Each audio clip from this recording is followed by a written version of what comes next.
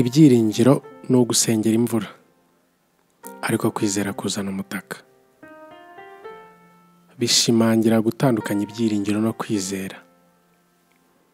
Abaheburayo ibice 11 guhera ku murongo wa mbere bivuga kwizera icyo ari cyo, ibyitegererezo by'abizera nyakuri. Iri ni ijambo ry'Imana. Kwizera ni ukumenya rwose ibyiringirwa udashidikanya ko bizaba, kandi niko kuduhamiriza ibyo tutareba ko ari iby'ukuri. Icyatumye abakera bahamya neza nuko bari bagufite. Kwizera niko kutumenyesha yuko isi yaremwe n'ijambo ry'Imana. Nicyo cyatumye ibiboneka bitaremwa mu bigaragara. Kwizera niko kwatumye Abeli aha Imana igitambo kiruta icya Kayini kuba cyiza.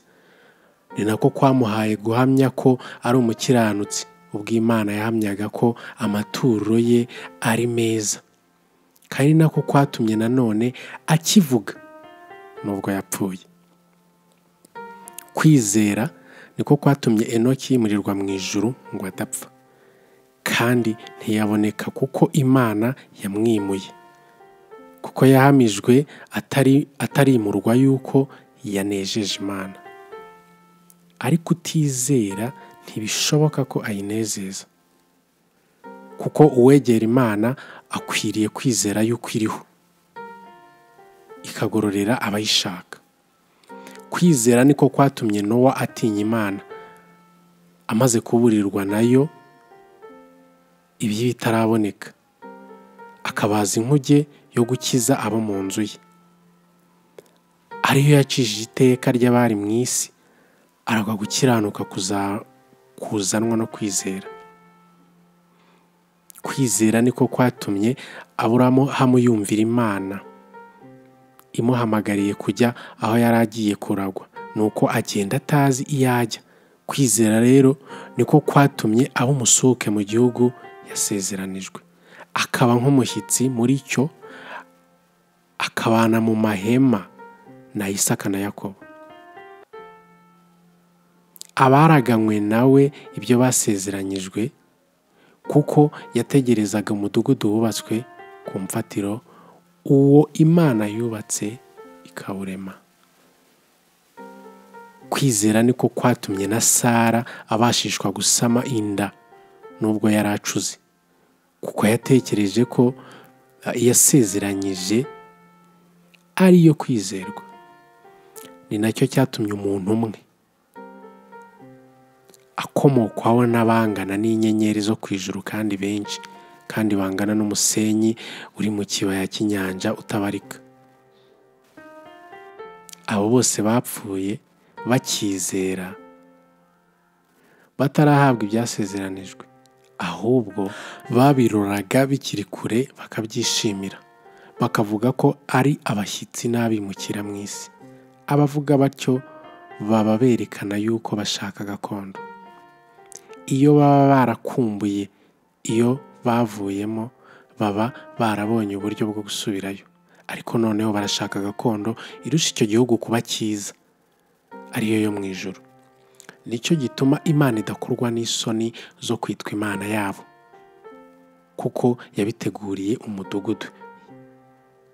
Kwizera niko kwatumye Aburahamu atamba Isaka ubwo yageragezwaga, kandi dore uwasezeranijwe ibyasezeranijwe yari agiye gutamba umwana we w'ikinege. Uwo yabwiwe ibye ngo kuri Isaka niho urubyaro ruzakwitirirwa, kuko yibwiye yuko Imana ibasha ndetse kuzura n'abapfuye. Nicyo cyatumye amugarurirwa nk'uzutse. Kwizera niko kwatumye Isaka ahesha Yakobo na Esawu imigisha y'ibizaba.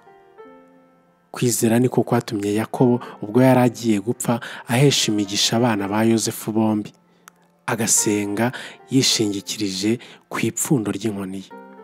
Kwizera niko kwatumye Yosefu ubwo yari agiye gupfa yibuka ibyo kuva muri Egiputa kw'Abisirayeli, agategeka iby'amagufwa ye. Kwizera niko kwatumye Mose ahishwa n'ababyeyi be amezi 3 amaze kuvuka, kuko babonye ako kana ko ari keza ntibatinye itegeko ry'umwami. Kwizera niko kwatumye Mose ubwo yari amaze gukura yanga kwitwa umuhungu w'umukobwa wa Farawo, ahubwo agahitamo kurengananywa n'ubwoko bw'Imana, abirutisha kumara umwanya yishimira ibinezeza by'ibyaha, kuko yatekereje yuko gutukwa bamuhora Kristo ari ubutunzi buruta ubw'Abanyegiputa babitse bwose, kuko yatumbiraga ingororano azagororerwa.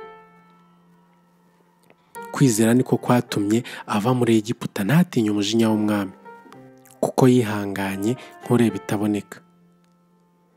Kwizera niko kwatumye arema Pasika no kuminjagira amaraso kugira ngo urimbura abana b'imfura atabakoraho.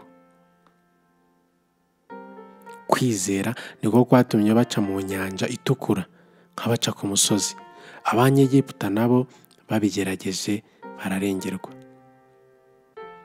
Kwizera niko kwatumye inkike z'amabuye z'i Yeriko ziriduka bamaze kuzizenguruka iminsi 7.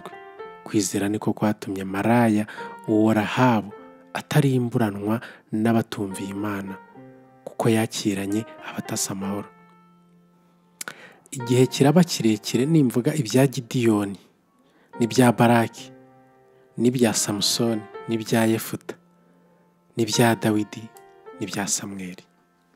Abahanuzi baheshejwe no kwizera gutsinda abami no gukora ibyo gukiranuka no guhabwa ibyasezeranijwe no kuziba iminwa y'intare no kuzimya umuriro ugurumana cyane no gukira ubugi bw'inkota no gukurwa mu ntege nke bagahabwa imbaraga nyinshi no kuba intwari mu ntambara no kunesha ingabo z'abanyamahanga.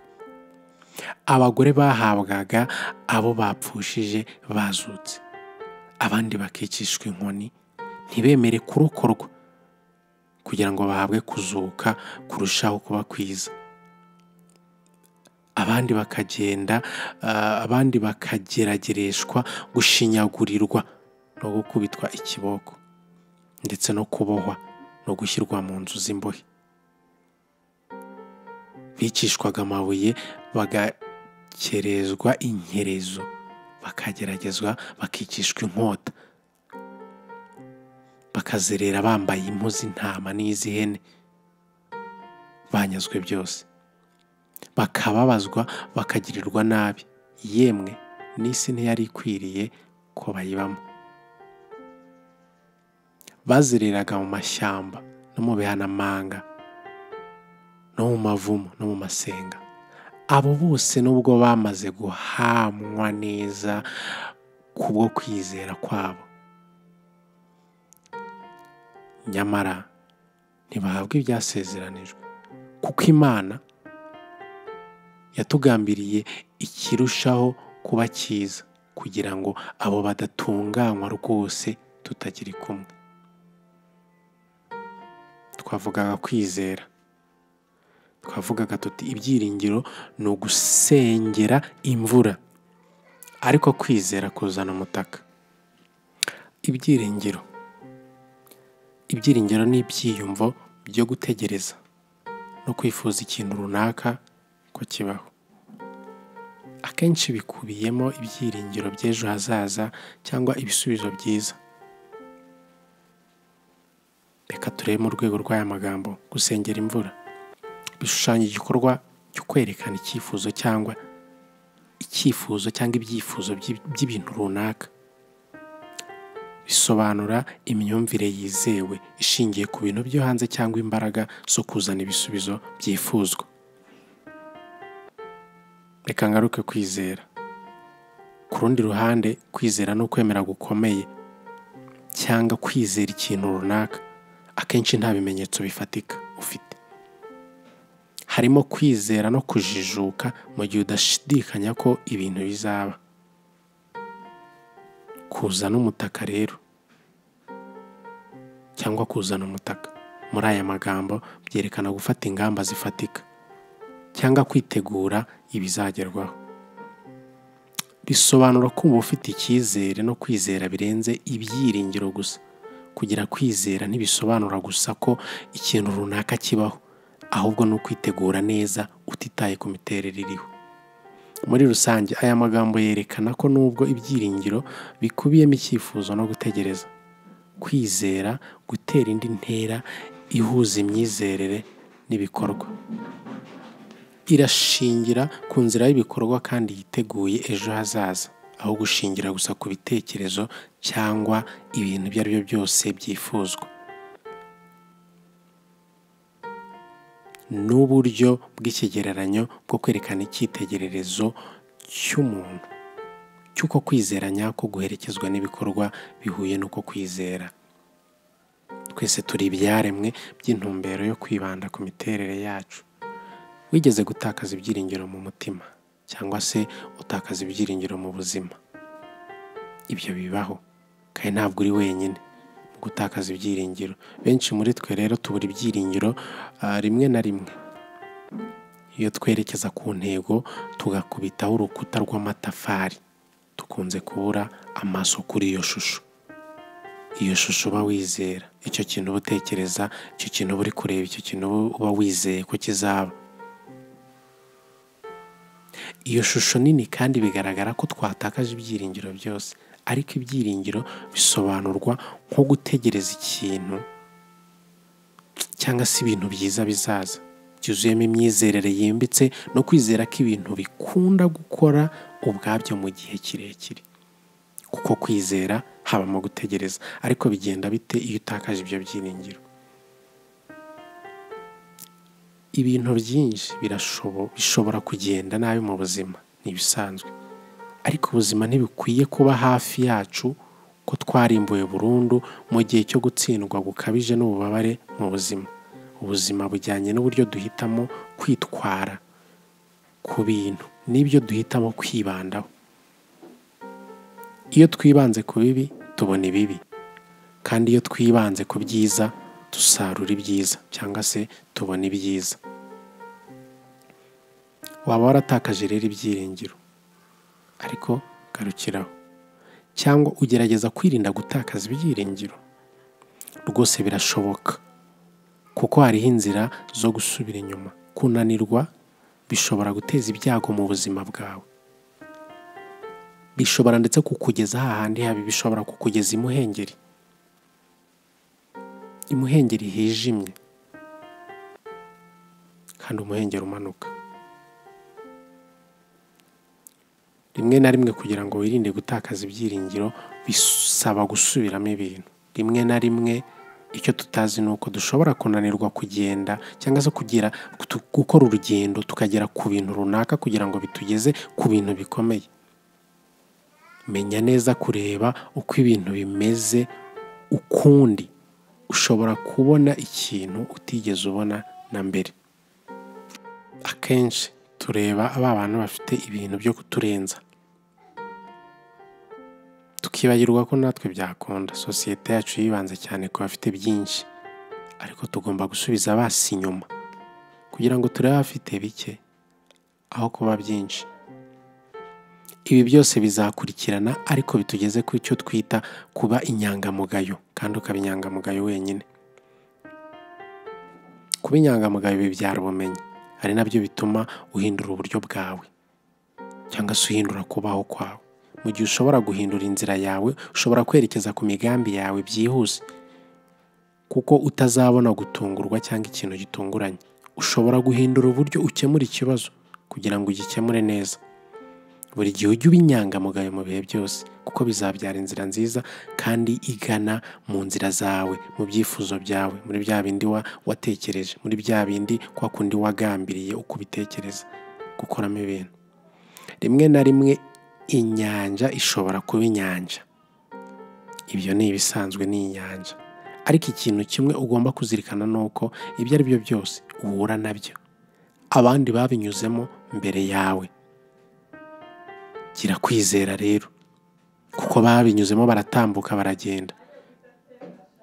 Kugira kwizera guke nta kibazo. Icyo wemera cyose, wemera Imana cyangwa ubumwe bw'isi yose iduhuza twese. ako ufite kwizera ushobora kwiga kumva ko nta kidashoboka gutsinda. Ushobora kumva ko nta kidashobora gutsinda uramutse wizeye. Rero ntukemere ko ibintu bigutsinda, ahubwo ugire kwizera kandi wizere Imana. Imana yonyine ko ariyo ishobora byose. Navugaga muri make ko kwizera ari ingabo, kandi ni ingabo ikomeye, ndetse tuzanyura mu bikomeye ibyo ari byo byose kubera kwizera. Amen.